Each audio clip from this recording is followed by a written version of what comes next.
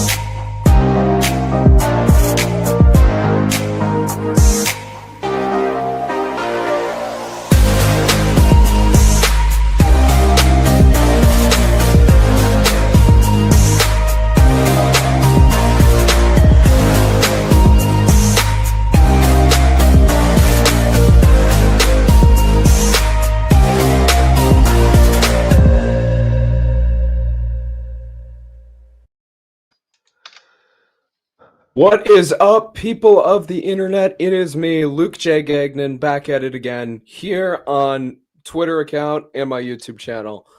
So yeah, we're doing another coverage because we have a live debate tonight taking place in the state of New Jersey between Jack Ciattarelli, the Republican candidate, and Mikey Sherrill, the Democratic candidate. So the debate will be starting in 11 minutes. I have it pulled up right here, but this race is turning interesting. We just got Boston Nationalist on. Welcome to the live stream. What is going on, Boston? Hey, okay. So, see, ideally, I wanted to watch this with my family, but unfortunately, I don't TV will be able to stream this. If it is, though, I will leave. If it can't, though, when the debate's on, then yeah, I'll be staying here. But hey, Chad, how's it going? Hope you're all well. Yeah, it should be going far. I believe this one will just be an hour because I will say the last one was a town hall style debate. This one is just going to be a traditional, they'll probably have an audience, but they're not going to have people asking questions, things like that. So I don't think it'll be as long. And apologies if you guys hear me coughing, whatnot. I'm just getting over a cold, so the aftermath of a cold. Black MAGA wants to join the stream. Who? Some guy in the server. Don't know about that one. Yeah, I don't know about this guy.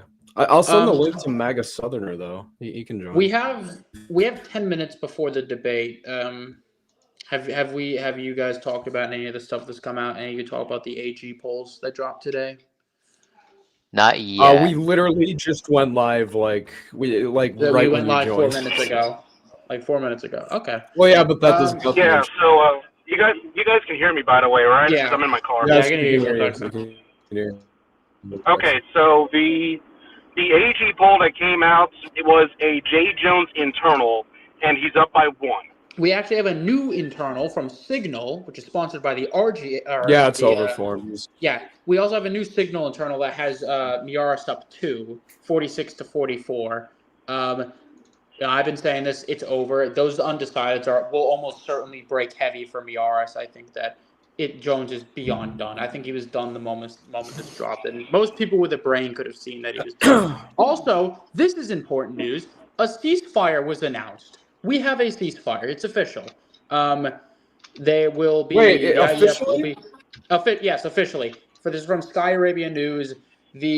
As of 23 minutes ago, yeah, because I was looking like. Shit, dude. The IDF will be withdrawing. Talk about this. Yeah. Yeah, the IDF will be withdrawing its forces from 70% of Gaza. That is a Prisoners will be a released. huge deal. That's a massive deal. Yeah, it is. So, and Also, I'd people like did a to little bit point of out that there was a Dem internal today from Jersey that only has Cheryl up 6. I don't think that's very good for her. Yeah, that's Yep. from that's Triple P.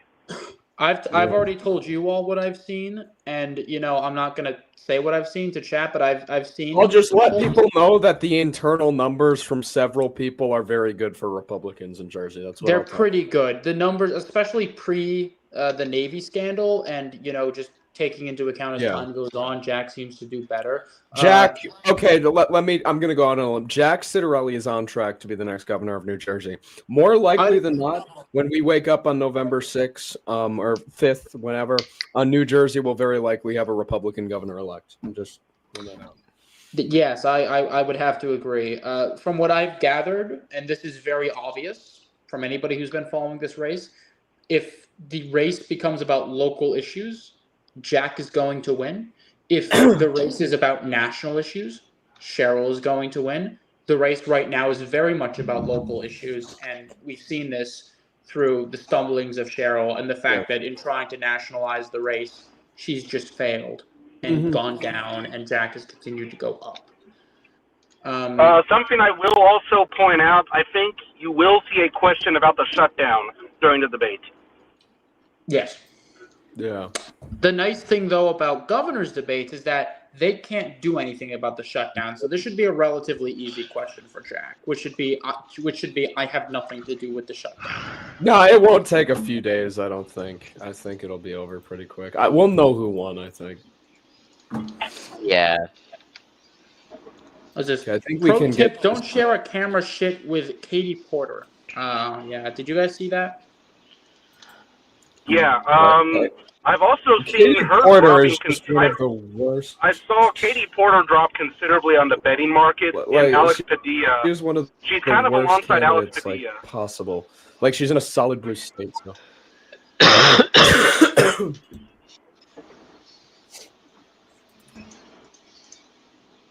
Yeah, and the other thing I've heard. Hello, is that guys. the Commentary. Do some commentary. Yeah. all right, I we put can you do. guys on. It's not just awkward when I'm not talking. But buddy, we're talking. We've been talking. What are you talking Yeah. about? Oh yeah, there you So a guy here, Payback34, is asking, "Are we getting the Trump counter?" So I think it'd be important to note how much Cheryl tries to bring up Trump this, Trump that, like she did the last debate. Who's this?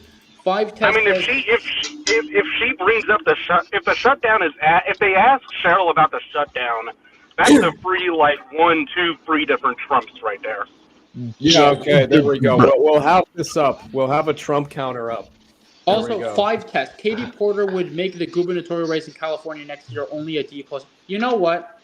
I'm gonna say something here, and I usually don't say things like this, but I honestly think, honest to God, if there's going to be someone, a Democrat, who could lose the California governor race, I think it would be Katie Porter.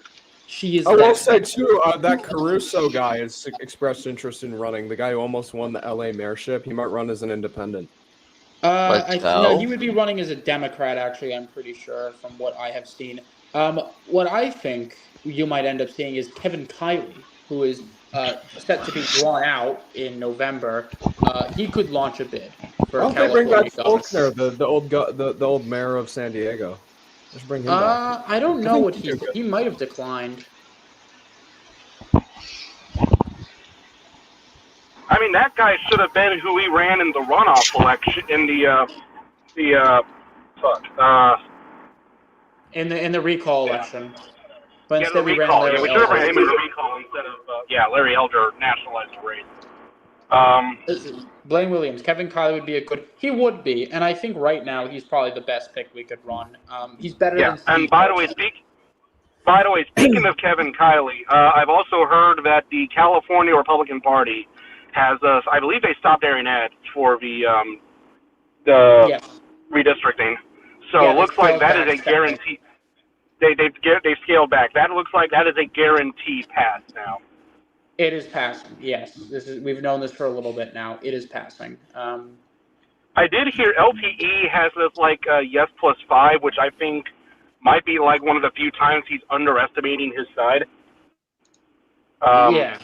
It's going but to it be could like. it could be a single-digit race, but I don't think it will be. I think it's going to be like yes +15.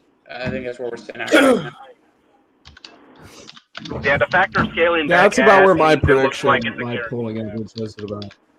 Yeah, Yeah, so yes it's probably +15. about yes +10 to 15. Okay,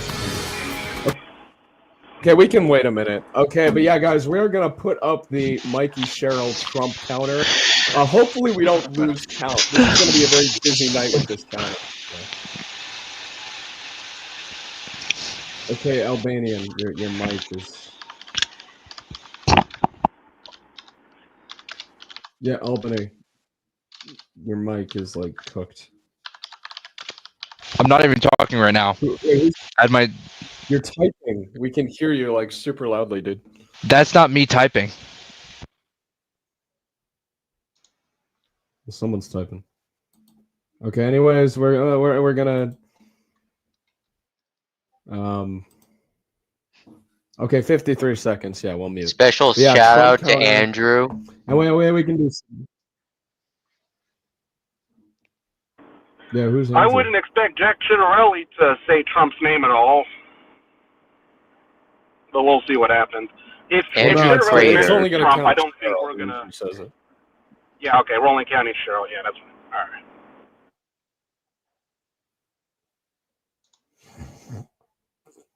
Andrew Prater. What? What about Andrew Prater? Yeah, he asked me to shout him out. Okay, shout out to Andrew Prater.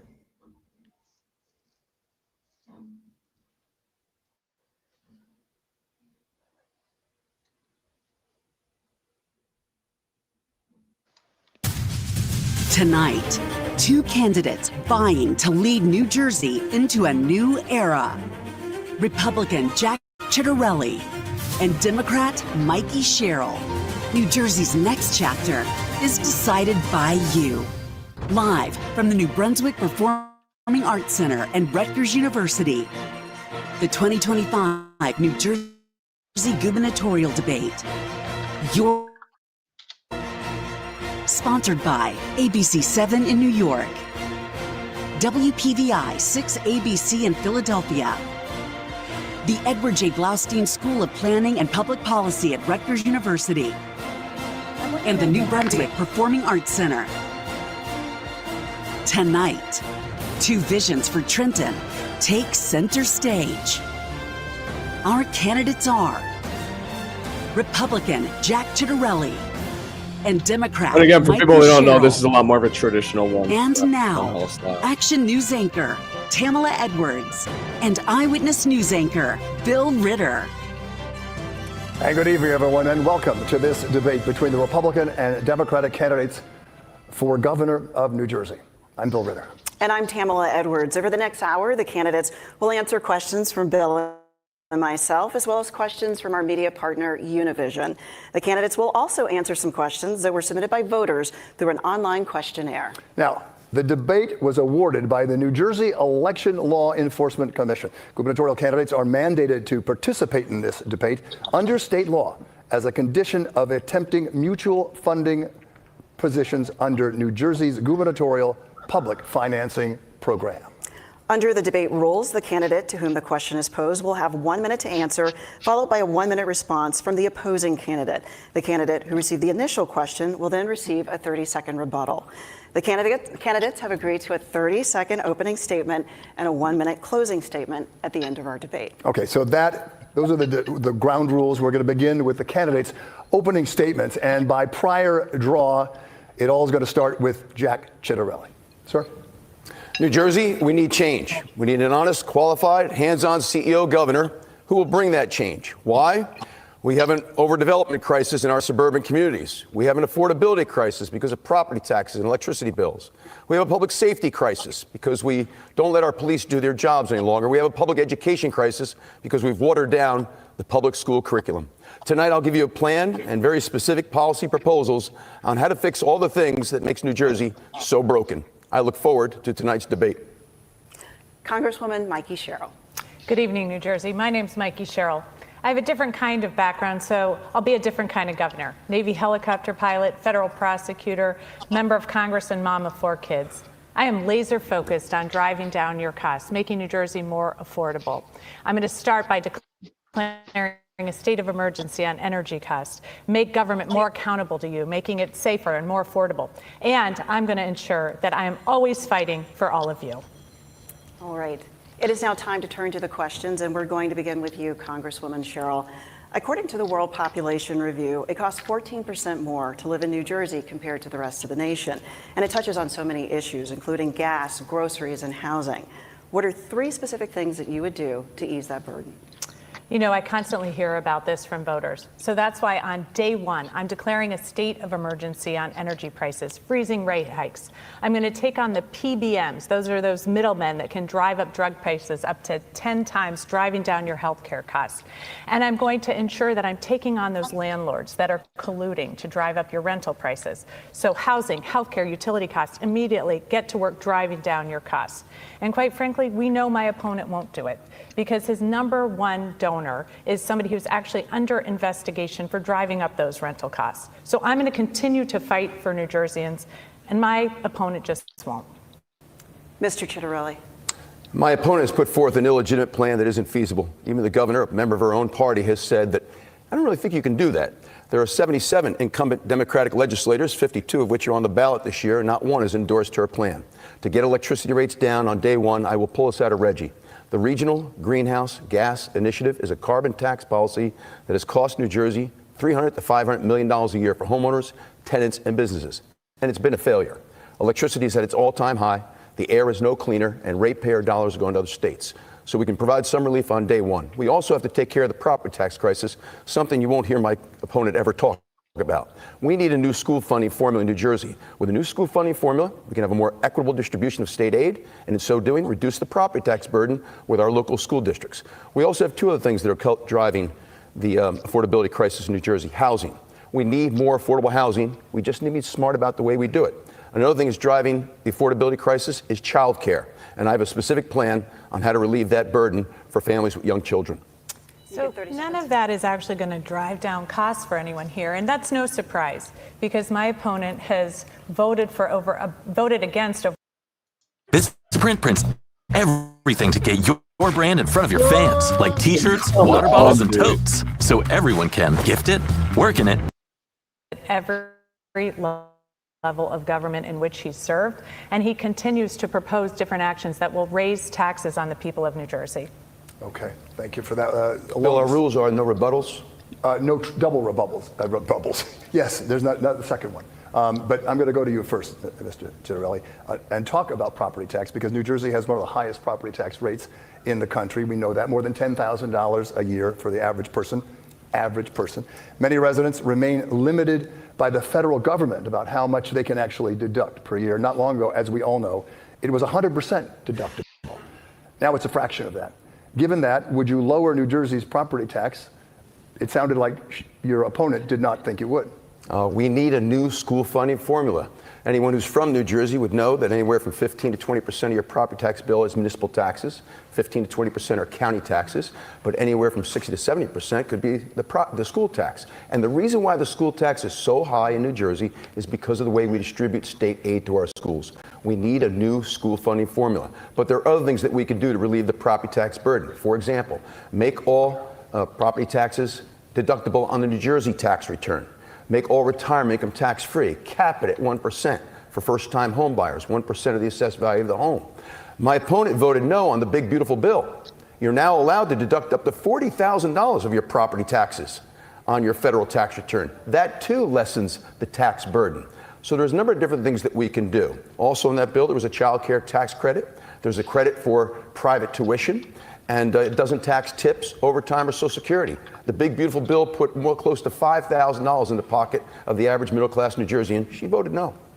So my opponent likes to talk about how he's from New Jersey, but anybody who's actually fighting for New Jersey would not raise taxes at every single level of government in which he served, voting to raise taxes. He's voted against over $1 billion in property tax relief. He's against tax relief for seniors, and he's for Trump's One Big Beautiful Bill, which would undermine the ability to deduct almost $30 billion taxes from New Jerseyans. So here's the thing. He says he's from New Jersey, but he's not fighting for New Jerseyans. In fact, I'll tell you, I just read an article the other day about how he's voted against even things like giving rapists parental rights. He's voted to give rapists parental rights for the victim of their rape. I can't understand how anybody who wants to be a fighter for New Jersey would ever do something like that. Mr. Chitterelli, response? My opponent has been blatantly lying all throughout this campaign, saying that we're going to raise the sales tax to 10%. It's a lie. It's not true. We're not raising any taxes in New Jersey.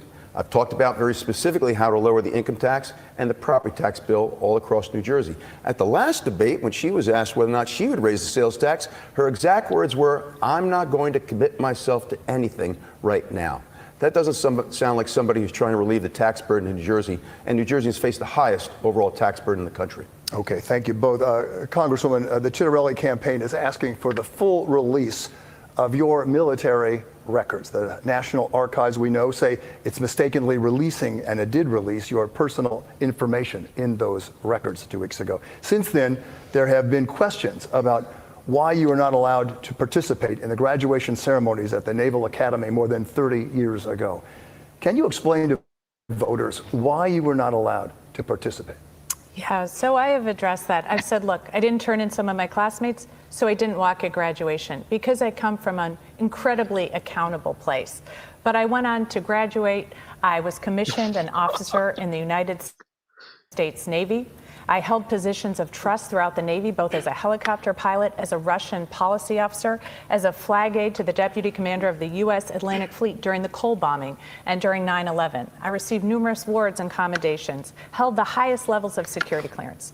But here's what I think really demands an answer, is why my opponent still won't take accountability for the release of those records. It's under federal investigation that a member of his team, someone he vetted to be his lieutenant governor, actually got access to those records, said he was shocked and disgusted, and yet nevertheless shopped them out to reporters. When he was asked about it, he acted as if he had no idea what his campaign was doing. So either he's really incompetent or he's lying.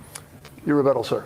At the last debate, Mikey said that she was the most transparent gubernatorial candidate of all time. If she's so transparent, then approve the release of her disciplinary records at the Naval Academy so we can know why it is that she was punished. There was a cheating scandal in the early 1990s while she was there. We know for a fact that she wasn't allowed to participate in the graduation ceremony. We know for a fact that her name was not listed in the commencement exercise program. That face she is says not it's a good because look. she didn't turn in classmates. That's the honor code at West Point. That's not the honor code at the Naval Academy. You don't get punished for that. I think she was punished for something else. And so I think she needs to come clean. I think the people in New Jersey deserve an answer as to why she was punished at the Naval Academy. And she's trying to create a giant smokescreen for something the National Archives has taken complete responsibility for and apologized for with regard to a Freedom of Information Act request that was perfectly legal. The National Archives has taken responsibility and apologized for what they did. Congresswoman? They're having a federal investigation right now into that. But look, we have a federal government under the Trump administration that has released paperwork on tons of people and their Social Security information. Seniors come to me all the time. We have a president who's told governors they have to turn over all of this information, things like voting records and license plate numbers. And we now have a candidate who's turned over all of my information to reporters. I'm certainly not going to open up my classmates' hundreds of records so he can rampage through them on a witch hunt. He should take responsibility. He should turn back those records in which he still holds. Okay. Mr. Chitterelli, next question. Your opponent has criticized your connections to President Trump, who has endorsed you. Do you consider yourself part of the MAGA movement? And in this divided state, can you point to one major Trump policy that you support and one that you oppose?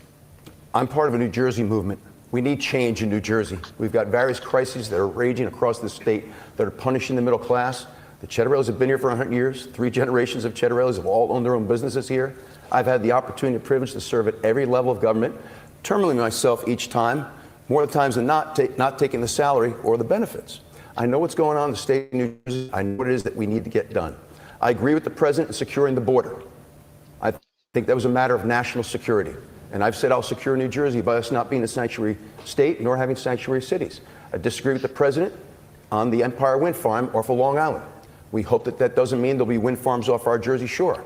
He's put a temporary halt on that. I will make it permanent when I'm governor. But let me be clear. No matter who it is that's in the White House, my job is to stand up for the 9.3 million citizens of this state, and I will. I will fiercely advocate for them at all times. But let me also say this, that in times of need, it's best to have a relationship with whoever occupies the White House, and I will. Congresswoman. He's shown zero signs of standing up to this president. In fact, the president himself called Jack 100% MAGA, and he's shown every sign of being that. He said it's his job to support the president of the United States. I think as governor, it's the job to support the people of New Jersey. I've taken on anyone and everyone, including powerful members of my own party, to fight for people here in New Jersey. Jack won't say one cross word about the president. Even when he froze Gateway Tunnel funding, Jack said that's not a New Jersey problem. Well, I beg to differ, as do the over 200,000 people a day that ride that rail system into that tunnel, especially the people, too, that would get one of the almost 100,000 jobs in the region. That'll cost us $1 million a day, and yet Jack can't stand up to it. He's even said that New Jerseyans should take on a little bit of pain for Trump's tariffs. I don't think so. I actually think we should fight those tariffs, and as governor, I'd join the lawsuit to do just that. Mr. Chitterelli. You know, it's interesting. When the pandemic came, our governor, Phil Murphy, who never had anything nice to say about Donald Trump, went down to the White House, had a very nice conversation with him, and got the respirators we needed because our ERs were on overload and people were dying. It's important to have a relationship. And a relationship means respectfully disagreeing when you believe the president's wrong and agreeing to get things done on behalf of New Jersey. One thing that I will do, because New Jersey's been a donor state for decades, is I will harness the energy of our congressional delegation and bring more money back to New Jersey. We've got a follow-up for both of you, and you'll each have about 15 seconds to answer. And we'll start with you, Mr. Chitterelli. What grade would you give President Trump for his second term? Right now, I'd certainly give the president an A. I think he's right about everything that he's doing. He has secured the border and the economy. We've got inflation is much lower than it was when Joe Biden was in the White House, and particularly because of what he's done specific to New Jersey. Temporary halt on the wind farms, beating up on New York Democrats over the Gateway over congestion pricing plan, and quadrupling the SALT deduction. Congresswoman. Amazing. I think that tells us all we need to know about who Jack Chitterelli is supporting. I'd give him an F. Right now, we see at every single level, costs are going up on New Jerseyans. So whether it's the tariff costs that are costing you more from everything from a cup of coffee to the groceries you buy for dinner at night to the one big beautiful bill which will raise healthcare, energy, and housing costs. While we're giving grades, we're going to continue it, I think, with 30 seconds to answer. Congresswoman, what grade would you give to Governor Murphy? I'd give him a B. There's things like paying for the pensions, the 9 increases in our credit rating that I like, but overall, I think there's ways Trenton could do a lot better, being much more responsive to people. I'm going to have a culture shift in Trenton. I'm going to make sure that we have more accountability in government, driving down costs for people. I also think with the housing crisis, there's more we need to do to build houses, transit-oriented development, to make sure we can drive those costs down. And then our rail system. I'd fight harder for more infrastructure to make sure more people can get around the state easily.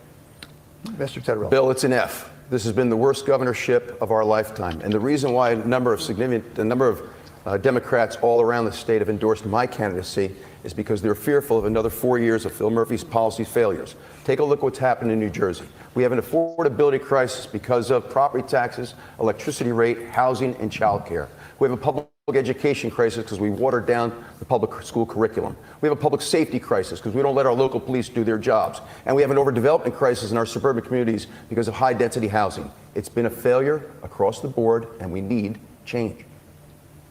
Okay. Thank you.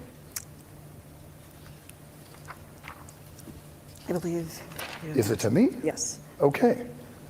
Number 5, Congressman Sherrill. Cheryl, No, you're right, Bill. It was me. But I'll take it anytime you want. It's okay. I love this question. Congresswoman, we are in a government shutdown. Democrats say this is to protect against Medicare cuts and rising premiums. Republicans argue you should fund the government and deal with everything else in negotiations. Why is a shutdown with workers furloughed and programs stopped better than doing that? So I think we've seen at every level cuts to affordability for working people. So we've seen these tariff cuts, we've seen these healthcare cuts, we've seen hikes on utility costs as we go forward with One Big Beautiful Bill. And now they've taken away healthcare in the One Big Beautiful Bill for millions of people, and they now want to cut healthcare support for people who still have it with the markets, the Affordable Care Act markets. That's what we're fighting for. And so right now, with the president, with the Senate, and the House, all in GOP hands, the fact is they've got to work to reopen government so workers can get back to work and we can continue to drive down healthcare costs. Mr. Chitterelli. Work to reopen government? When there were shutdowns during the Biden era, she voted every time for the continuing resolution to keep government, get it open again. This time around, with Trump in the White House, she's voted no on the resolutions to keep government open. I hope the shutdown ends within moments. I hope it ends tomorrow. We've got 22,000 New Jerseyans that are being furloughed because of the shutdown. But this is what happens in Washington, D.C. The job of a governor is to get things done. I have relationships with people in the legislature. We'll be able to work together to get things done. I've heard a number of times already tonight that President Trump seems to be responsible for everything that's wrong in New Jersey. I don't know what he has to do with our property taxes. I don't know what he has to do with our electricity rates, the failure of our public school system, the failure of our public safety across New Jersey with handcuffing our police, the failure of overdeveloping our suburbs. He doesn't have anything to do with all those things. So as I often like to say on the campaign trail, if you get a flat tire tomorrow, get ready. She's going to blame it on President Trump. I know he likes to excuse President Trump from everything because that's who he works for, basically. But here are the facts. 1 in 3 children are on Medicaid. There's going to be about a $5 billion hole in the budget because of Trump's cuts to Medicaid. He's cut off funding for some of our innovative power as we're facing utility crisis. It's going to drive up costs for families by hundreds of dollars. He's just taking away Title I funding for our schools, driving up our taxpayer rates. So that's why I'm fighting that. But make no mistake, I'll also fight Trenton to bring down costs for families. Okay, thank you both very much. We're going to take a question from one of our media partners. It's for Mr. Chitterelli, and you'll have a chance to come back afterwards. This is from Univision. Here's Ana Patricia Camdiana. Mr. Chitterelli, in our recent Univision town hall, you spoke about a path to recognition for undocumented immigrants. What exactly do you mean? Are you referring to a path to citizenship? I support the president in securing the border. I believe it was a matter of national security.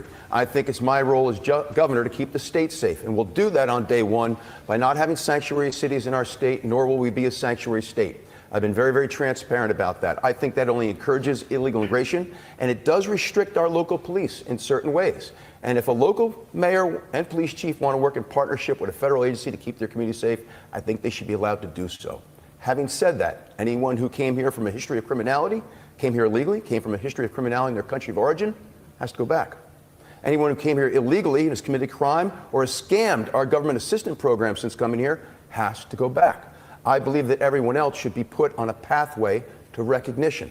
This has always been my position.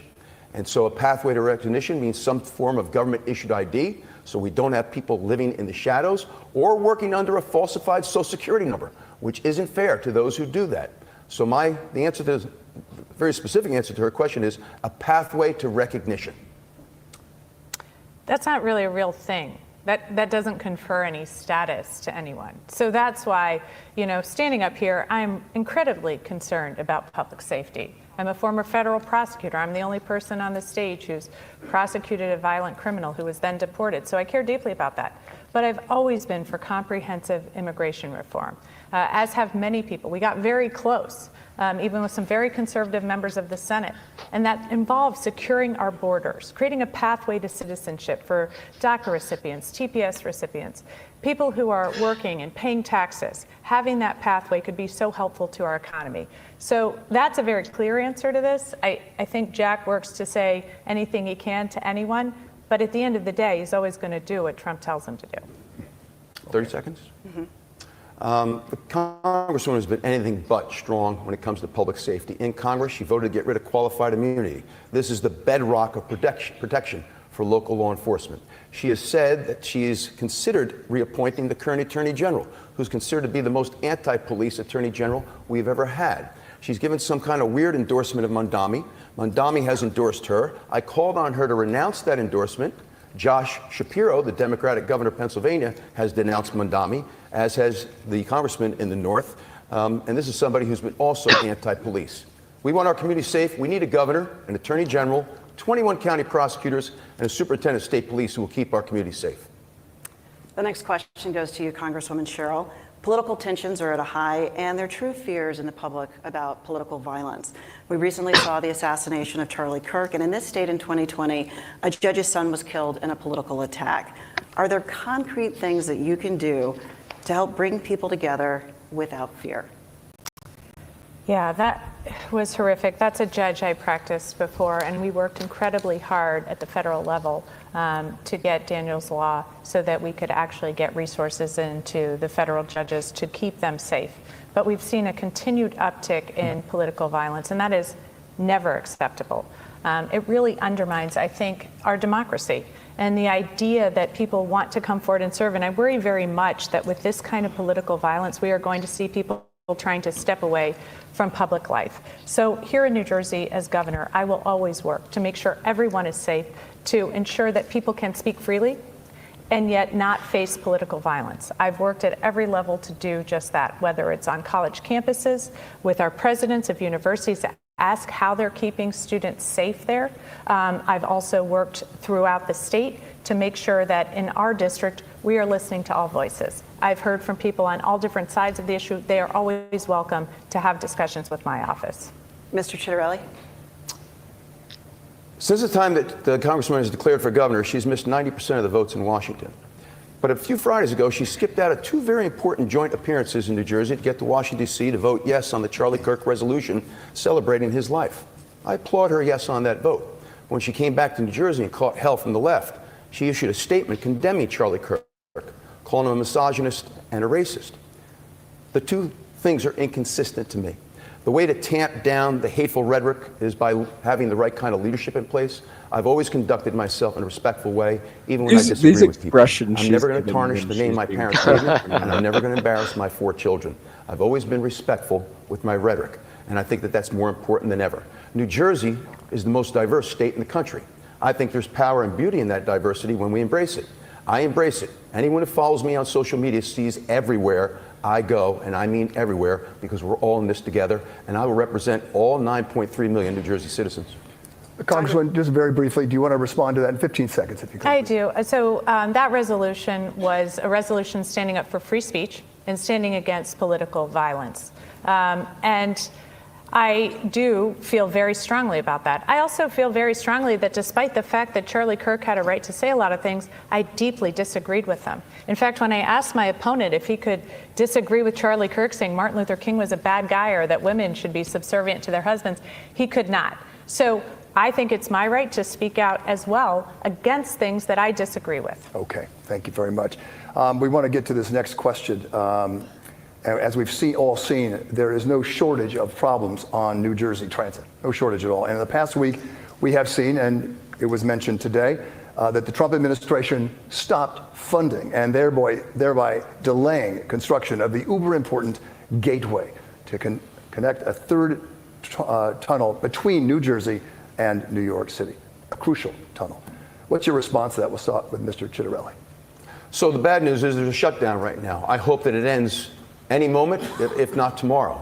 The good news with regard to the Gateway project, which is critically important and a quintessential governmental infrastructure program, is that the Gateway Commission is what funds that project. And then the Gateway Commission seeks reimbursement from the federal government for their end of the deal. The construction is not stopping. This shutdown would have to go on for 2 or 3 months before the Gateway project would grind to a halt. We have to fix New Jersey transit. And I'm proposing something you've seen in other states. Put all of our mass transit systems under one roof. The Garden State Transportation Authority. Atlantic City Expressway produces revenue with its tolls. Parkway and Turnpike produce revenue with its tolls. New Jersey Transit produces revenue with its fares. Put it all under one roof, one management structure, better accountability, better transparency. I'll fill in the blanks with the subsidy from state government, our state budget. That's the dedicated revenue stream to fix New Jersey Transit. Congresswoman, your response. So this is not tied to the shutdown. This is simply the president saying he's freezing the Gateway Tunnel funds, which he should not be able to do. And in my administration, I take him to court over it because those are congressionally appropriated funds for the Gateway Tunnel. I know this because I fought tooth and nail to get those funds in place. And so for my opponent to sort of brush off that these funds are frozen, these funds that, as I stated, can lead to about 100,000 jobs, that when we run out of money will cost us $1 million a day. We already have shovels in the ground. We are already moving forward on this. Our communities have gone through summer of hell after summer of hell after summer of hell. How do I know? Because my husband Jason takes the tunnel, and he has had trouble getting home from work, had to call me to go pick up our kids somewhere, or because he was going to miss an event that we had. So again and again, this is impacting people's lives. It's impacting their ability to get to work. And that is why I will constantly make sure that we are addressing our transportation needs here in New Jersey and taking care of the New Jersey commuter. You have 30 seconds, sir. You'll hear generalities and platitudes. The specific question was regarding New Jersey Transit. Here's what we need to do. Every single train and bus line needs to be reevaluated for ridership. If there isn't adequate ridership on every one of those lines, we have a tough decision to make. I do think we should dedicate our limited resources to those lines that provide the greatest value to the greatest number of commuters. It's time for that kind of reevaluation, but we need a new management structure. This administration, which he has supported through and through, had 8 years to fix it. They failed. If I may, because my opponent likes to put out misinformation, the specific question was about the project to answer. I thought it was New Jersey Transit in part as well. I brought that up just officially. I have my thing right here. We talked about it, but I said, Mr. Trump, stop the funding about this tunnel. And I did answer that. Okay. The Gateway Commission gets reimbursed by the federal government for the continuation of that. You would need a shutdown for 2 or 3 months before the shovels stop working. This doesn't have to do with the shutdown. This is the president freezing those funds inappropriately. It's a negotiation that's taking place with the Congress. With the people of New Jersey and their commuting at state. There's a negotiation that's taking place with the Congress. I think the two of you have stated your positions and you're not changing. We're going to take a short break. We'll be back in just a minute.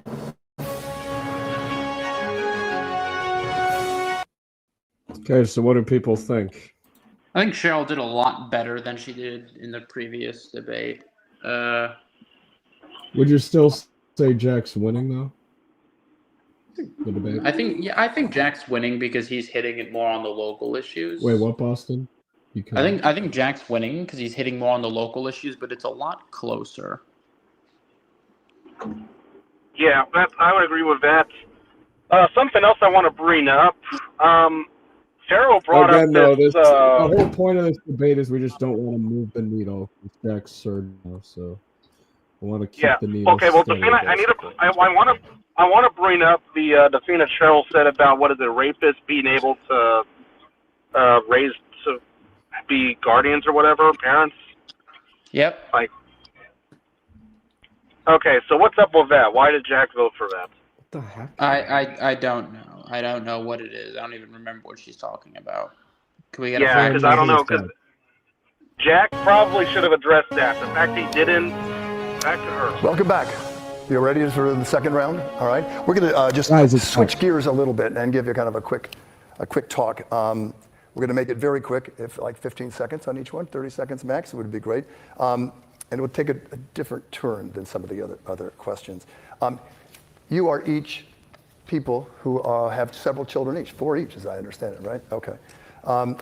As a parent, we're both parents. Mm-hmm. Most of the people here are parents. What are the things that make you most afraid, given everything that's happening in this country right now? Congressman, I'll start with you. Yeah, so I have 3 teenagers and a 20-year-old. And so I'm incredibly concerned about the world we're leaving to them, about their ability to all move back to New Jersey. I'm really concerned about the mental health of children right now. It's why I'm going to pass the Kids Online Safety Act as governor. It's why I'm going to drive more mental health resources into our kids' schools. Right now, you speak to parents, you speak to psychologists, and you hear again and again that we are facing a mental health crisis. in our kids. And I want to make sure we address that. I'm also worried about our schools here in New Jersey. Third grade reading is not where it should be. And we know that's a key inflection point. That's how we know if people can move on to their social studies and history and math homework. So we're going to do phonics education. That's the best type of education to make sure kids are reading at appropriate grade level. The mental health crisis, for sure. When I was a Somerset County freeholder, we created a community mental health center so people can have easy, convenient access to high quality care. I want to work with our 21 counties of government to do the exact same thing in all 21 counties. I, too, am very, very concerned about the public education system. We've got school districts where 80% of the kids are not on grade level for reading, writing, and math. Who has school choice? People with money. People with money can send their kids to private school. People without money do not have school choice. So if their school system is failing, I will provide them choice. My opponent will not. Voucher system like we've seen in Arizona, Ohio, and Florida. Charter schools, they've been very successful here in New Jersey, but only one has been approved in 8 years' time. We need to provide educational choice where districts are failing, and we need to employ a high-impact curriculum like we've seen in places like Louisiana and Mississippi. A high-impact curriculum, if your child is behind grade level in reading, writing, math, they'll spend the entire next marking period doing nothing other than reading, writing, and math. Okay. Thank you very much, both of you. We're going to continue on, and we're going to go to Congresswoman Sherrill. We've seen the president move to deploy the National Guard in other states. If the president were to order the National Guard into a New Jersey city, how would you evaluate the move, and are there circumstances under which you would support it? You know, unless there is an insurrection or some sort of crisis where the National Guard could come in and the president invokes the Insurrection Act, he's moving these National Guard troops across the country illegally, against the Insurrection Act, against Posse Comitatus. And I can tell you this because I've both worked at the U.S. Attorney's Office with law enforcement to keep people safe, and I've also worked in the military. And those are two very different jobs. And military members should not be on our streets. It makes people less safe. It makes people feel less safe. So I have to say, when you look at this across the country, and when you look at the threats, and then you see the president saying when he was with Hegseth recently that he's going to use our U.S. cities as training grounds for our military, that is unacceptable. I will not stand for that as governor. Mr. Chitterelli. Tam, I've told the president and the people of New Jersey they'll never have to worry about New Jersey because as governor, we'll have safe communities, and here's why. I appoint the attorney general. I appoint the 21 county prosecutors. I appoint the superintendent of the state police, and we're going to be a law and order state again. We do that by not having sanctuary cities, and we do that by reforming bail reform. Cashless bail has created a professional criminal in New Jersey who's learned how to game the system. Talk to your local police about arrest, release, repeal. My opponent has not said a word about getting rid of sanctuary cities, the Immigrant Trust Directive. She's not said a word about reforming bail reform. Yet cops will tell you all the time that this is one of the things getting in the way of keeping our communities safe. So again, the president won't have to worry about these things in New Jersey. My attorney general, the head law enforcement officer, the 21 county prosecutors that report to that attorney general, and it's all the police chiefs that report to those county prosecutors, we will be a law and order state again, and there will be a consequence for unruly, unlawful behavior. 30 seconds. You know, I'm the only one who's actually worked closely with law enforcement, prosecuting cases to keep dangerous people off the streets. I'm very proud of my record there. And I continue to push forward in that work. So I've worked with all of the police chiefs in my district on our auto thefts to make sure we had license plate readers, federally funded, so we could drive down the rash of auto theft. So again and again and again, I've worked on public safety. But he misunderstands what's going on in this country if he thinks these National Guard troops are being positioned in the most dangerous cities. They're not. Mr. Chitterelli. May I? 30 seconds. What I'm worried about is what I can control. What I can control is public safety in New Jersey. She worked for the U.S. Attorney's Office as a community organizer. Then she worked for the New Jersey attorney, U.S. attorney, for 11 months and pled most of her cases. Pleading cases with people who were let go for a number of different things, some of them very heinous crimes. So I doubt very much whether this is somebody who could stand here and say that she's tough on crime.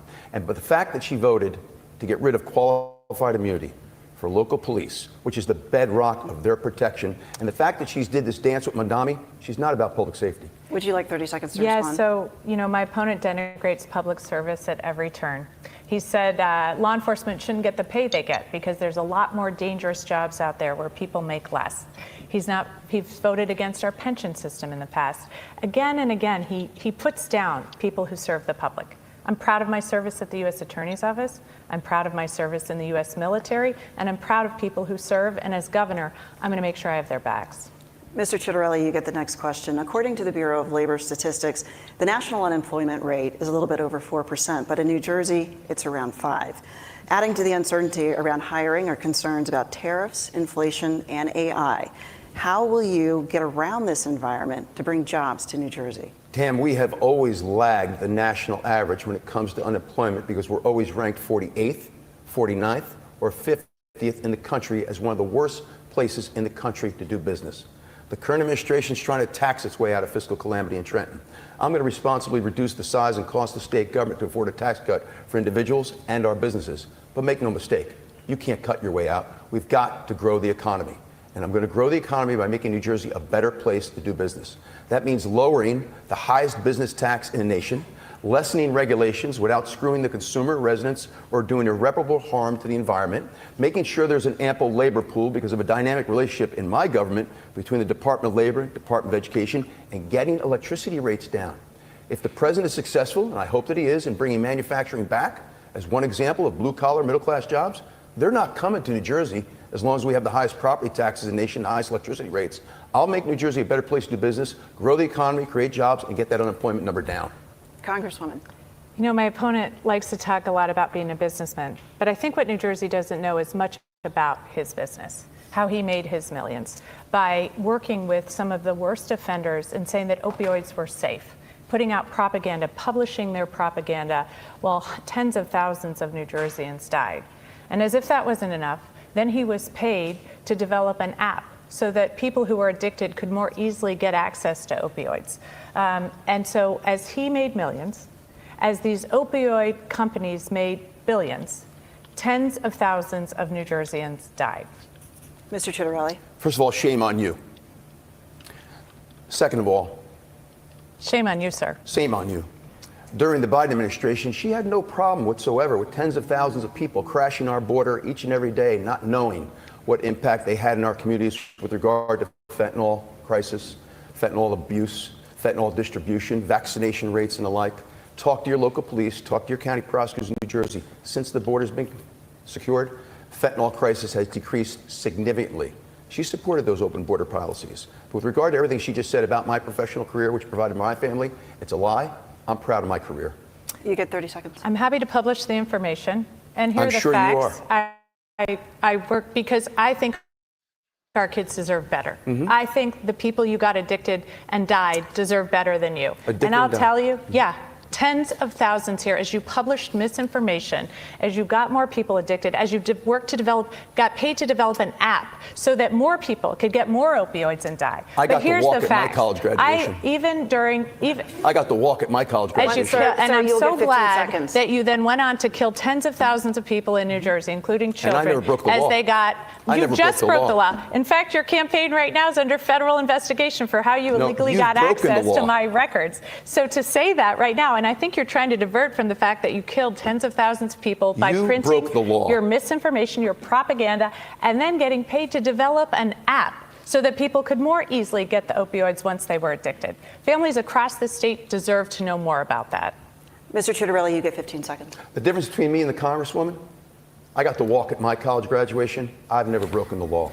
She had to pay federal fines for breaking federal law on stock trades and stock reporting. And the New York Times reports was trading defense stocks while sitting on the House Armed Services Committee.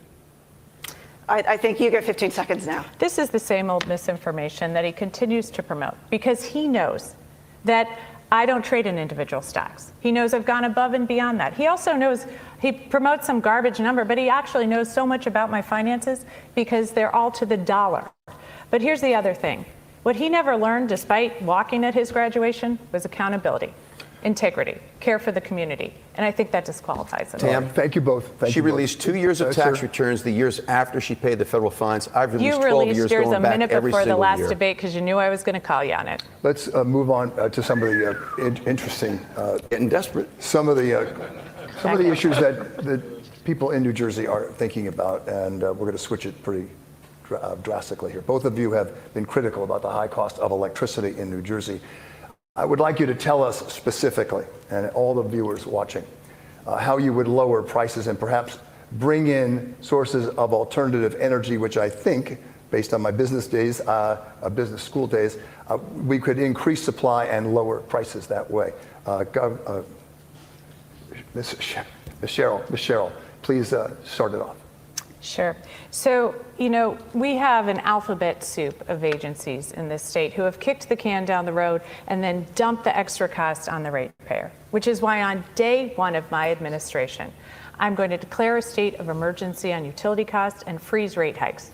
I know my opponent laughs at it and doesn't actually want to address the utility crisis or the families that are suffering, but on my watch, I am stopping this. This is not acceptable. I'm going to drive in an energy arsenal of power as we drive costs down over time, making sure we build out our solar, our battery storage, improve our gas generation in the state, and then develop nuclear power. We need to make sure we produce here because, let's face it, the PJM market, which he's called some small nonprofit, while numerous bipartisan governors across our region are demanding better, our market is screwed up and it's driving up costs here. So if we produce it here at home, we can drive down those energy costs.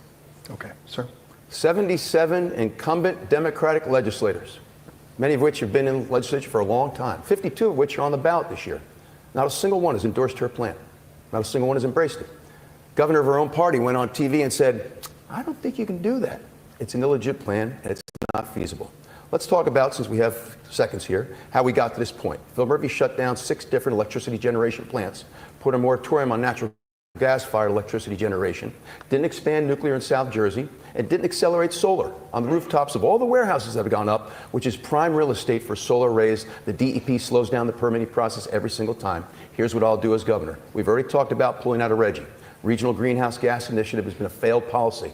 Electricity is more expensive, air's no cleaner. We can save $300 to $500 million a year. That's real. I will reopen and repurpose the plants that were shut down. I will lift the moratorium on natural gas-fired electricity generation. I'll expand nuclear in South Jersey and accelerate solar on the rooftops of warehouses. So Politico just recently called him out for his misinformation, saying it was on his watch that many of these things were shut down, including a nuclear power plant. And so I will tell you, if you want the same old, if you want the failed policies of old, you can vote for Jack Ciattarelli. But if you really want to see your energy costs go down, if you want to see innovation, if you want to see new ideas against the status quo, then I ask for you to vote for me. Mr. Ciattarelli, next question. Do you support enshrining the right to an abortion in the state constitution as your opponent does? I've always supported a woman's right to choose, and I said yes to that question back in 2021. What I don't support is celebrating abortion the way the current administration does. What I don't support is making New Jersey the abortion capital of the country, inviting other people from other states to come to New Jersey and have their abortions performed. I don't support that, let alone use taxpayer dollars to do that. I also support something that my opponent does not, parental notification. In the state of New Jersey, you can't get your ears pierced under the age of 18 without the permission of your parents. But we're not going to notify parents when a 16 or 17-year-old is having an abortion performed? I think that's terribly wrong. I've yet to find the most liberal, maybe with one exception, of women across the state who support that policy. So that's where my position has always been on abortion. I've supported a woman's right to choose. Congresswoman. So again, he's peddling misinformation. I don't think he knows what's going on in the state, or he's willfully ignoring it, or in this country. We're hearing stories across the country about horrible outcomes, like Portia, a woman in Texas, who went to the emergency room as she was miscarrying, 2 young children at home. Running for governor as she was miscarrying, they gave her multiple transfusions, but because of abortion bans, like the one my opponent's proposing, the doctors were afraid to give her a DNC or an abortion to save her life. So she died in an emergency room, purely preventable, could have been taken care of. But when you put in place things like my opponent has suggested, people die. We also have the fact that when he was last in office, he voted to defund Planned Parenthood. So these are not pro-choice positions. I know he's getting up here to tell everyone what they want to hear right now as he desperately tries for the 3rd time to become the next governor of New Jersey, but this is not credible. Abortion bans, defunding Planned Parenthood, those are not a pro-choice position. Mr. Ciattarelli. We're not Texas. Any woman whose pregnancy is in trouble, whose health is at stake, they will be able to have their abortion performed safely by competent clinicians to protect the woman's health. We are not Texas. With regard to Planned Parenthood, the question I've always asked the Democrats in Trenton is, why is it they get 100% of the money? Why is it we don't send any of the money to pregnancy resource centers like Lighthouse in Bergen County, for example? I don't think that's fair. Let's distribute the money equitably. And it's time now to go to another question from our media partner, Univision. This one will go to Congresswoman Cheryl. And here again, once again, is Ana Patricia Candiani. Congresswoman Cheryl, New Jersey's all water pipes are failing, causing frequent water main breaks and sinkholes in our communities. Fixing the issue is estimated to cost $24 billion over 20 years. Can you commit to fix this problem, and how would you fund it? Yeah, so we have had water main problems throughout New Jersey, and I've worked to drive funding into it. We need a combination of federal and state funding to address these breaks.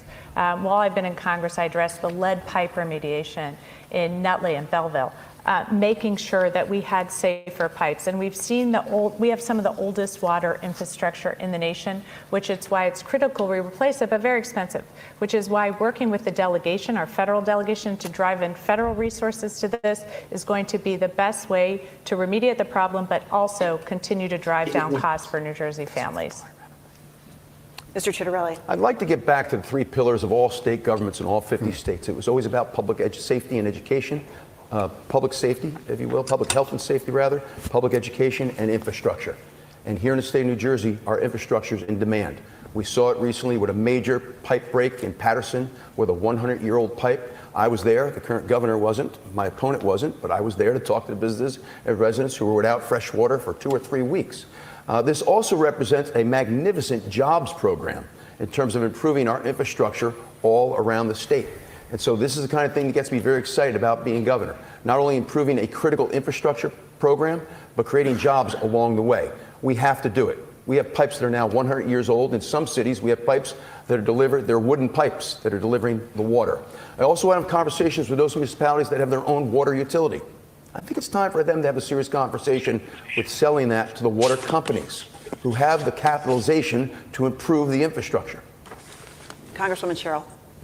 So again, I think infrastructure is such a key thing, and that's why I've fought for it since the minute I've been in Congress. Water infrastructure, our rail infrastructure, making sure we have better buses across the state. And at every turn, my opponent's turning a blind eye when we see cuts to this infrastructure from the federal government. So the recent freezing of the Gateway Tunnel funds by Donald Trump that my opponent said wasn't a New Jersey problem is just the latest example. Okay. We're going to move on to another subject. We're going to talk about schooling. We're going to start with Mr. Chitterelli. We all know that all of our futures depend, all of them, on the education that young people are getting. How do we level the playing field and fix schools in New Jersey, especially those in lower performing districts, so all kids who are the future of all of us, get a top-notch education? Sir? So, Bill, in the post-pandemic world here in New Jersey, we have not compensated for all the learning loss that took place because the governor shut down the schools for 2 years. Think about this for a second. He opened up the nursing homes, where we led the nation in nursing home deaths, but closed the schools for 2 years. And we haven't compensated for all that learning loss. Here's what I've said all along. We've slipped from 2 to 12 on the national report card. You're never going to hear me say something my opponent likes to say often. We've got the best school system in the country. We do not. You take out the top 10% performers, which skew the results, it's a whole different story. 50% of the incoming freshmen at every one of our 19 community colleges, are taking remedial courses that don't even qualify for college credit. We need to do what Mississippi and Louisiana did, high impact curriculum. If your child is behind grade level, that's all we're going to focus on, the critical life skills until they are. But I'm also going to provide school choice. My opponent will not, because she's owned by the teachers union, who does not want school choice. No vouchers, no charter schools. I will provide educational choice. Congresswoman? You know, I think it's interesting how he keeps citing places like Louisiana and Mississippi. I think some of the worst schools in the entire nation. If that's where he wants to drive us to, I think voters better be aware of that. Because I'm going to make sure that we are driving in better results for our kids. And so one of the few things my opponent and I seem to agree on is learning loss is a huge issue. The difference is, as he's been a perennial gubernatorial candidate, I've been actually working to address that. It's why I put in place high-intensity tutoring federal bill. I've worked with the state legislators so we could do it at the state level as well. Make sure we're addressing learning loss. Ensuring we are addressing third grade reading. As governor, I'm going to make sure we're teaching phonics to our teachers. That is the best way to help students learn reading, and I've discussed how important that is. Driving in better mental health resources to our students and passing the Kids Online Safety Act, which is going to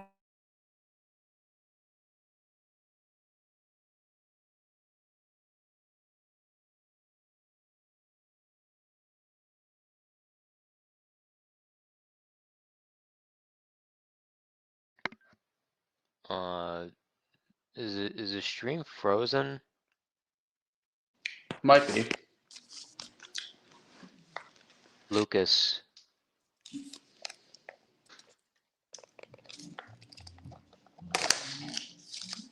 What happened here? My opponent will not.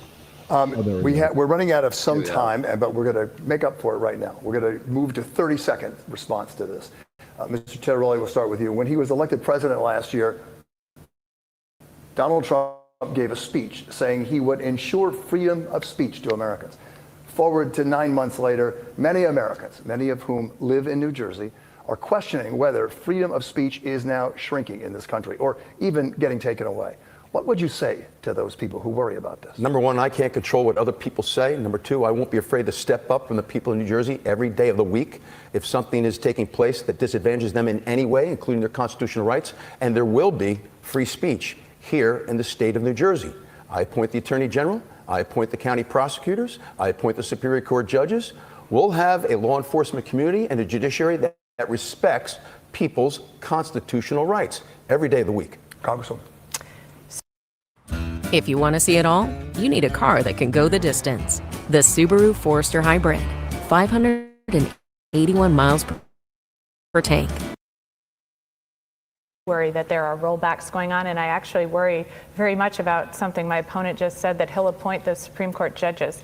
I think there's 2 upcoming judges, and my opponent has said he's going to remake our New Jersey court like Trump remade the Supreme Court. That's a lie. I think everyone who's worried about free speech should be very worried about my opponent being in office to appoint judges. 15 seconds. I've never said that. What I've said is that I will appoint Supreme Court justices that agree with me on issues like high-density housing in suburban districts where there's no infrastructure, and who agree with me on school funding. I've never said what she just said I said. It's another lie.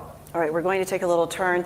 We're almost to your closings. 15 seconds on each of these, a little bit more fun. And this one will be interesting. We'll start with you, Congresswoman Sherrill. What is something you appreciate about your opponent? So I really appreciate that his son is serving. Mr. Chitterelli. I appreciate her military service. Anything else?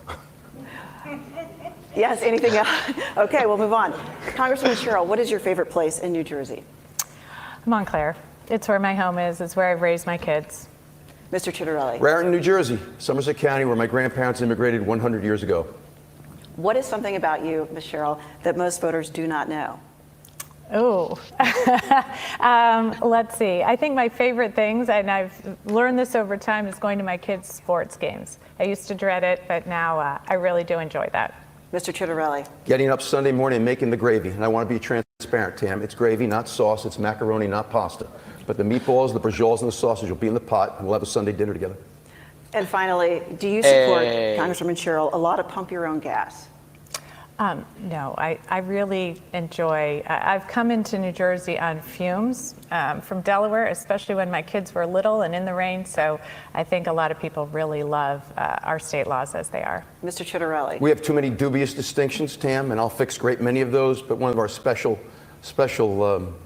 differences here in New Jersey, we don't have to pump our own gas. Jersey girls don't like to pump their own gas. We'll continue to have full service. What is the thing that you think you'd like to have to be the top brass in this state? What do you want to do the first day you're in office that no one's thinking about? Start with you. I want to join the court case against the tariffs that the president's implementing right now. That's one of the #1 things I hear about as I speak to thousands of New Jerseyans, is how these tariff costs are raising everything from a cup of coffee to the groceries they buy to make dinner at night. Sir? Lower your energy costs on day one with Executive Order number 3. We're pulling out of RGGI. The Regional Greenhouse Gas Initiative is a carbon tax policy that has failed New Jersey. Both of you, thank you for those answers and what's happened in the last 55 minutes. We now have reached the end of our debate time, and it's time for each candidate's closing statements. The candidates will each have 1 minute for their closing statements, and we're going to begin with Congresswoman Sherrill. Thank you. Shipmate self. It's a saying in the Navy. It means the mission comes first. It means the sailors come second, and as a leader, you come last. That's the kind of governor I'll be. And you know, the ship is New Jersey. Our mission to drive down costs for families. And I will be a leader who serves everyone, no matter who you are, where you live, or who you voted for. And as I've gone around the state, spoken to thousands of our neighbors, I've heard again and again, we want a great state where we can raise our families. We want our kids to have a shot.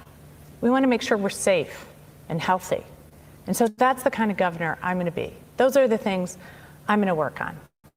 And I have to tell you, I know too many people think it's too hard right now. But I believe, despite the chaos, despite the challenges, we can be better. We can do better. And so if you vote for me as your governor, I would be incredibly honored, and I will work every single day to be worthy of that mission. Mr. Chitterelli. My opponent has based her entire campaign on a stack of lies about me, her disdain for the president, and that's not going to fix New Jersey. What we need are solutions here in New Jersey. Her party has controlled the legislature for 25 years. They've had the executive branch for the last 8 years. Can anybody honestly say that things are better off today than back whenever? If you want change, you have to make a change. If my opponent is elected, nothing will change. It'll be more of the same, only worse. The Chitterellis have been here for 100 years. 3 generations of Chitterellis have all achieved their American dream right here in New Jersey. And so when I'm asked why am I running for governor, it's very simple. I want today's New Jerseyans and future generations of New Jerseyans to feel confident they can achieve their American dream here in New Jersey. We have an affordability crisis, a public education crisis, a public safety crisis, and an overdevelopment crisis in the state. And tonight, I put forth a plan. Very specific ideas, solutions, and policy proposals on how to fix New Jersey. I hope to have your vote. You have both made your cases, and we thank you. We thank you for letting us do this part of it. And you made your points, and we appreciate that, both of you. Thank you both. Okay. Thank you. And that brings us with this, the end of our debate. We want to thank the candidates for taking part indeed. And we wish them good luck to both of you. And we thank you, the viewers. We thank you, the viewers, for thanking and being with us tonight. We hope tonight was hopeful when you make your decision about who you will vote to choose for the New Jersey's next governor. I too want to thank both of you. Thank all the viewers, voters out there who are watching. Thank Bill for being such a great co-moderator. And thank you as well to our partners, the Edward J. Blaustein School of Planning and Public Policy, the New Brunswick Performing Arts Center, and our media partner, Univision. I'm Tamala Edwards of 6ABC, WPVI in Philadelphia. And I'm Bill Ritter of Channel 7 Eyewitness News, WABC TV in New York. We encourage you to do what all Americans should be doing. Exercise your right to vote on Tuesday, November the 14th, or by early voting, which begins on October 14th, dude. I have been wanted to make Bro, sure these I people get are that so number. cooked. October 25th They're so begins for all of cooked. us here. And thank you for working with me today. It was really an honor. Thank you for watching. And we say to all of you, health and good night. Good night. Okay. Okay, first of all, those moderators, they weren't unbiased. They were pretty good. I mean, they were unbiased, but like they were not prepared for this stuff. Yeah, they were kind of dumb. I'm gonna be honest. Yeah. Yeah, these were some of just the worst debate moderators I've seen. Like, not in terms of like being biased towards the candidates, but like Just actual competency. yeah. Yeah, So Boston that is. was- So that- Boston, that- did Jack get cooked? I think that Jack fumbled that question about opioids. You know, all it takes is a quick Google search to see that he's not associated with any of it. I don't know why he didn't. I don't know why he just started pivoting to "you didn't walk at graduation." Yeah, that was dumb. I don't think it's election ending, but that was very dumb, very out of character for him. Don't know what happened. I think that is what is it, the opioid app or whatever, and whatever he voted for with the rapists and whatnot. Oh, he I think didn't both vote. votes should be addressed. Another quick Google search reveals he never voted for anything to give rapists parental rights. He's only voted against bills. So means nothing. Okay, well, either way, it's something that he should have addressed. I wish he would have. But even I then, don't there know if was it's no, really. I don't think it's election ending, but it is something that could. The issue is that Cheryl just said a lot of slop. Yeah. That's the And main even thing. with the opioid statements, it's like it's so clearly an act of desperation on her part. She sounds That is- desperate while saying it. That is killed I tens think of that was thousands the of people. defining part of this debate. You could so clearly see that Cheryl knows she's on the back pedal and was trying to reverse that. She attacked him a lot more than she defined herself tonight, and Jack kept the pace. That's something else that was very noticeable with this debate. The big thing is that Cheryl doesn't have many moments for her to actually use in like any ads, really. No, she got. I don't really think so. There's like She what got is one gonna clear say? one when they asked what grade Trump they was going to give Trump's term, an A, that would be used. But that Cheryl also fired back, giving her own when she gave Murphy a B. So was. I mean, Trump and abortion are very much like tightropes when it comes to this. And No, I think he had a very good abortion answer. I'm going to be honest. Yeah. I think he got Because that. He basically said like the most average opinion you can like And, like have, she like looked the medium insane voter. replying to him. Like she looked insane replying to him. Because it's like it'd be one thing if he said like, I think we should have. I support exceptions, but no, he just came out and said like, yeah, I'm pro-choice. Now I know New Jersey's not like the evangelical South, but could that hurt him? No, it with won't. It pro-life won't. voters. It won't. It won't. In No, it will not be hurting 2022, it might have, but not 2020. He answered that question as well as he could have. That was a good answer.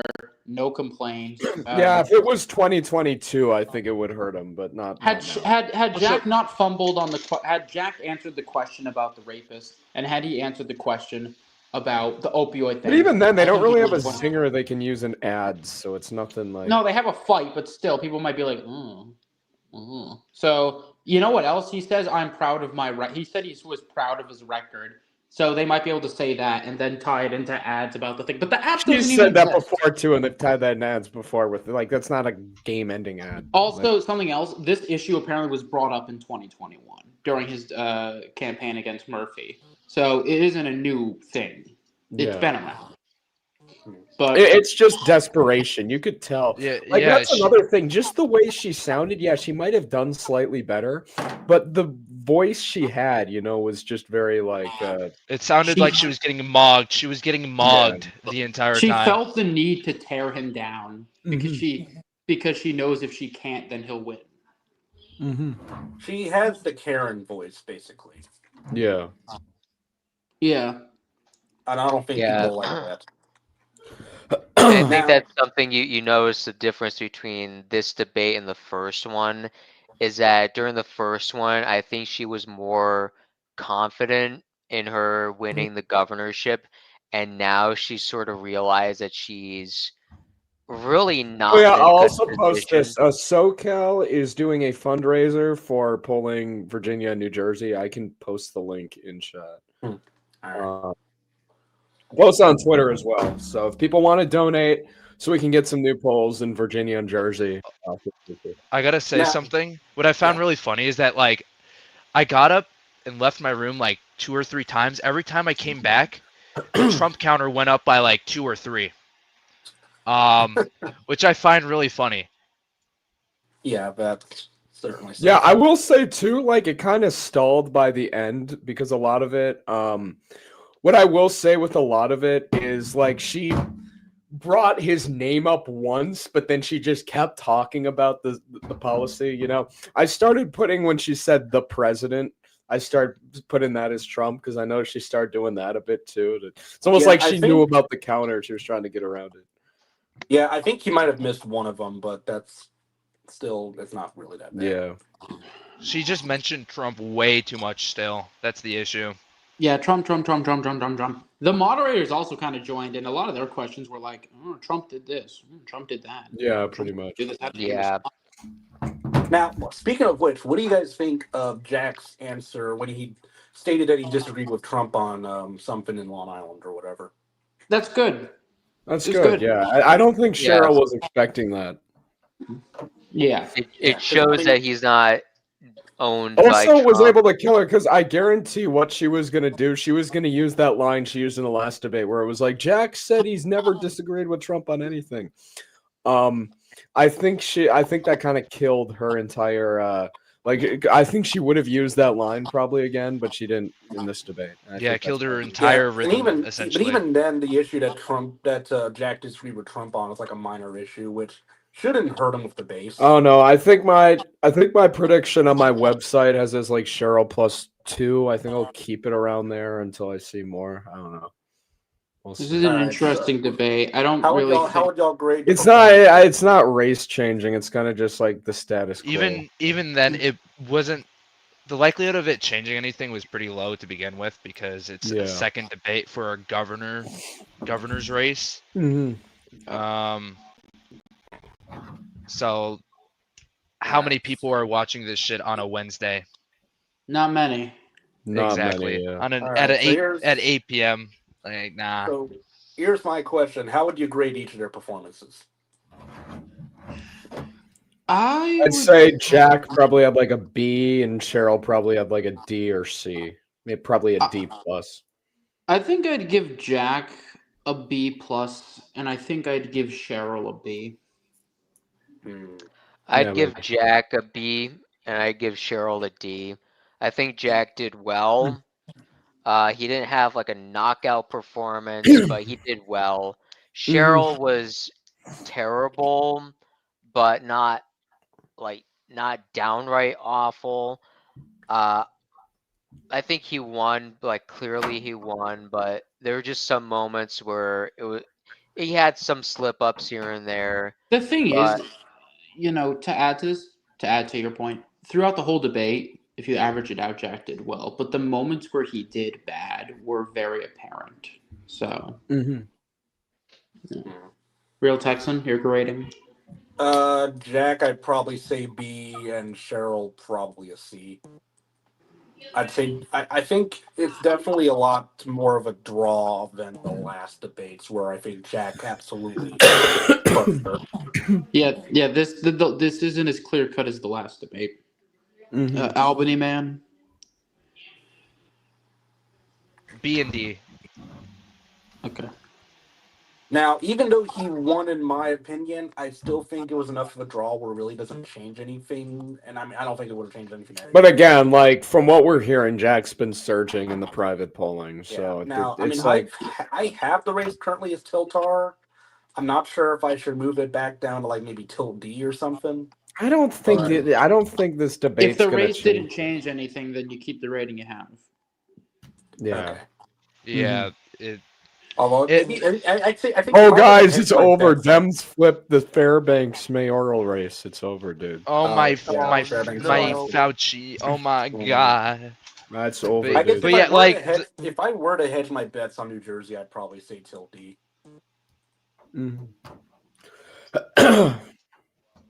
The Yeah, I thing guess we'll have is to just wait. like unless like something crazy actually happened, the likelihood of this debate actually doing anything was pretty Yeah. low to begin with. I think more people also just watch the first debate, because I feel like Yeah. the second debate always has less people like tuning in, because I feel like they already have an idea of who they're voting for, number one, and just the general ideas of both candidates. Yeah. Now, Boston, you were saying that rape thing came up in the in 2021, did it?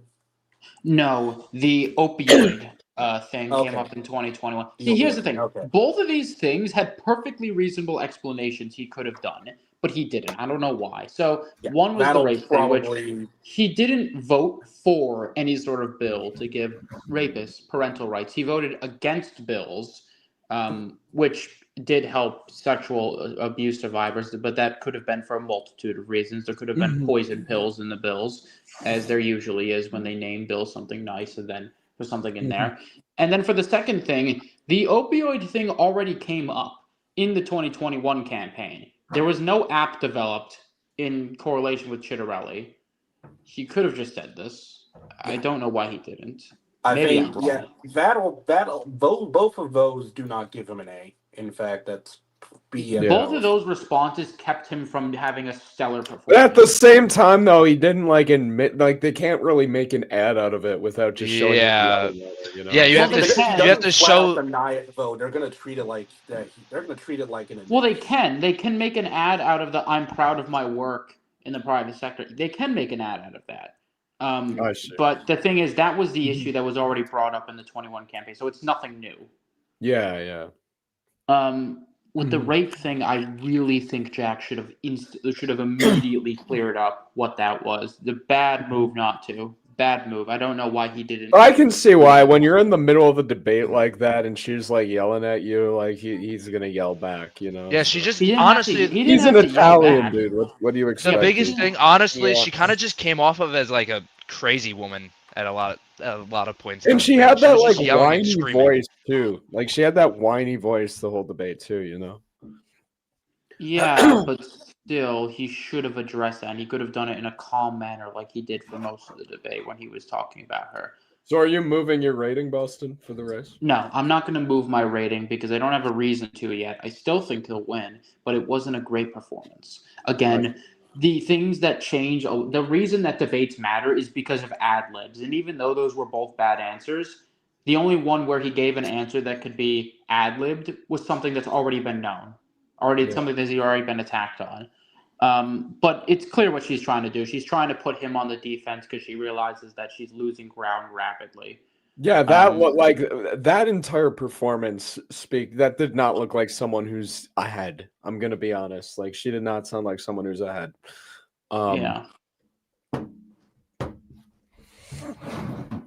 Again, Jack's Italian LARP went crazy though at the end. His Italian LARP at the end. Yeah, That shit went I crazy, don't bro. like Ken Yeah, I know. Paxton. I'm against Ken Paxton in the. What are you making with this argument? This is Luke J. Gallen. Did you know John McCain's a biggest mistake? Sarah Palin was from Alaska. I don't know. I don't know. Probably, she was batshit. I think a lot of the bad stuff was after, though, but She lost to Peltola. It's crazy. Everyone on Alright. Twitter seems to think Jack won the debate. So Who's everyone on? Even like the libs, like Libby T or yeah, the what's this the Illinois guy. So what's his face? based Illinois. Yeah, Illinois he's or the whatever. Jack one. Yeah. That's okay. interesting. Okay. I asked a certain friend of ours, like, you know who I'm talking about, what he thought. We're waiting for a response there. We'll see.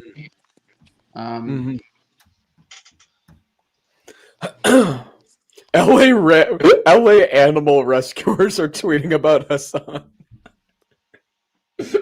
Also, That's they awesome. have agreed to release all 20 living hostages, and Israel has agreed to.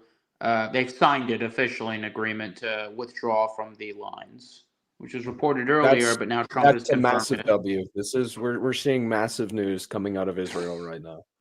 You should never doubt the plan, and never doubt the plan. Shit, maybe we should make him president for life, dude. He's cooking. Yes. Hamas and Netanyahu, please don't fuck this up. I swear. I kind of thought they were going to ask Cheryl what grade she would give Joe Biden's presidency. But honestly, Well, he's not. Yeah, but he's also not president. Yeah, anymore, yeah. so- Yeah, but they asked, but they asked fucking. You know what a Cheryl missed about his opportunity opinion of too Trump's was? presidency. I think at the end when they were going through those miscellaneous questions, I think when they said, "What's your favorite thing to do?"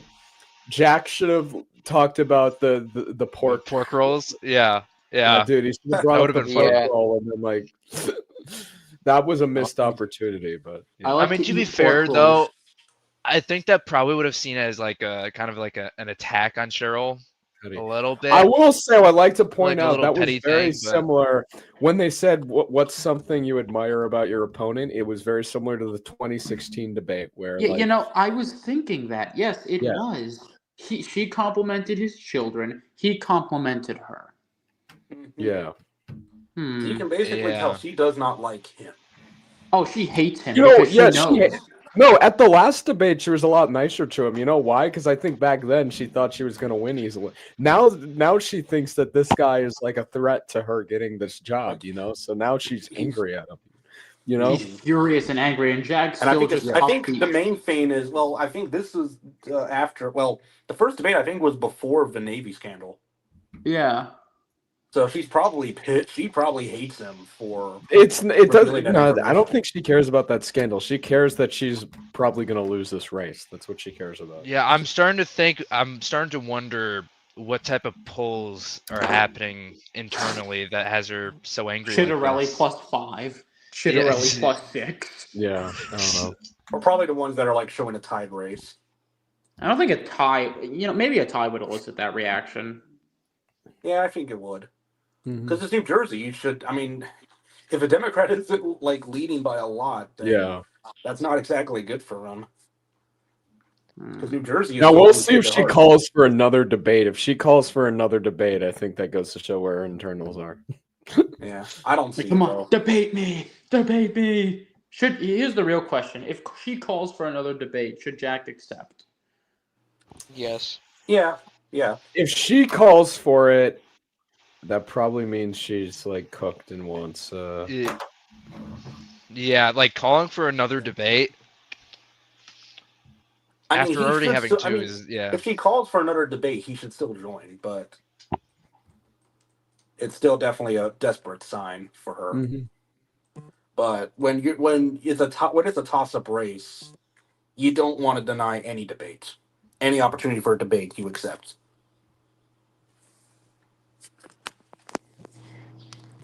If there was a third debate, I think she would be even more desperate than how she sounded here. Honestly, Mhm. if she called for a third debate, it would be almost sad. I would think to watch. Anyway, so I mean, we still got a lot of October left. It's still scandal month, so anything can happen.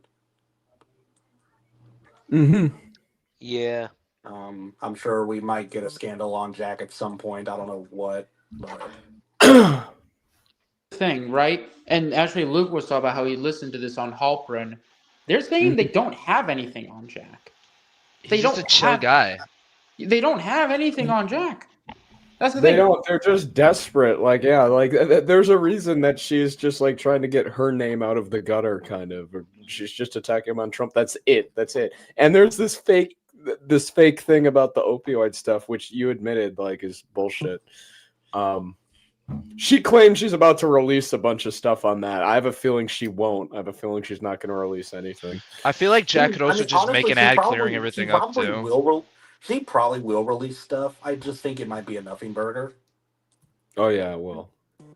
I mean, Jack still needs to address it, but it'll. But yeah, when she was saying that, she was coming off as like, please, please, this is a blue state. Just let me win. Yep. Now, in your opinion, what grade should Jack have given Trump's performance, if not an A? I think give it. Yeah, I didn't say it was an A. I think he did a bit worse than last time. Sure, a little bit better than last time. I guess I meant Jack's grade is for Trump.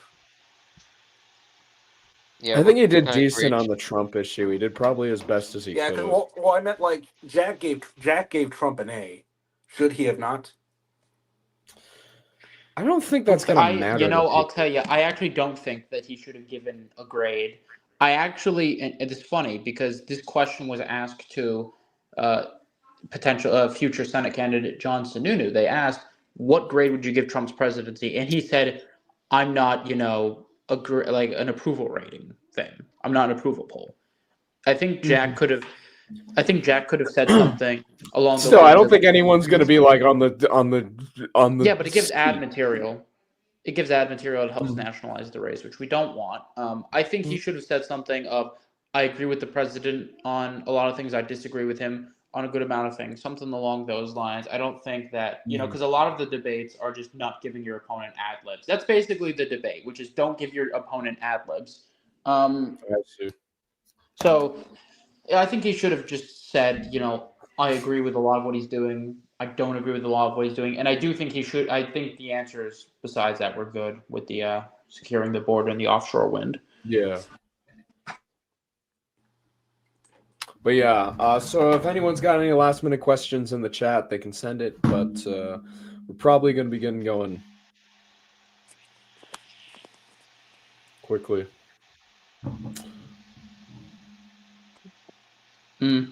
Silence. Okay, I hear so silence. I looked more. So Jack did vote against a bill. He voted against a bill that looked to eliminate the rights of rapists' parents. So he didn't vote for a bill to establish rights. He voted against a bill to take away. I want to see what else was in that bill, though. Yeah, that does sound bad on paper and will be used in ads, in my opinion. There's a chance, because this was back in 2013, by the way, so there's a chance he may not have even remembered the bill, so he just had no idea what to say. Yeah. And I think... Also, this almost kind of looks desperate. It looks like she's just throwing so much shit at the fan. Like, I think a lot that of is voters... true as well. You killed tens of thousands of people. That's the shit she was saying. At the wall until something sticks. Yeah. Because nothing's really stuck, I think. But you know who else did that? And I hate to compare this race to it a lot, but McAuliffe did in 2021. He did that a lot with Youngkin. He just started throwing shit. It was like, oh, he goes to an anti-gay church. It's like basically every church. Oh, by the way, you know who else was attacked for working to distribute drugs to people? Who? Dave McCormick. Interesting. Dave McCormick was. Interesting. It's all connected. It's all connected. I wonder if there are voters who like, saw those ads and are going to be like, oh, I remember this. This happened back in PA. I'm going to vote for Jack. It's not real, but yeah. So we'll see what happens.